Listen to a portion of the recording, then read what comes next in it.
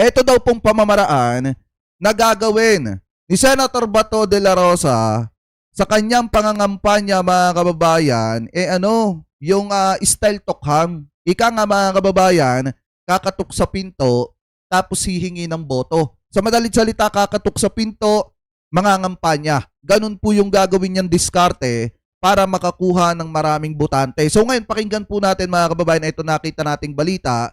Galing po dito sa News 5 Everywhere na kung saan sabi po dito, Senator Bato de la Rosa, piniling dumalo ng misa sa unang araw ng pangangampanya. So magbabawas muna siya ng kasalanan bago mangampanya. Anyway, ipagpatuloy pa natin. Tokhang style, ganyan daw ang gagawing strategy ni Senador Bato de la Rosa sa kanyang kampanya.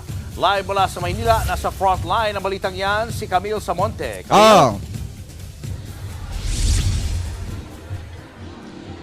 Julio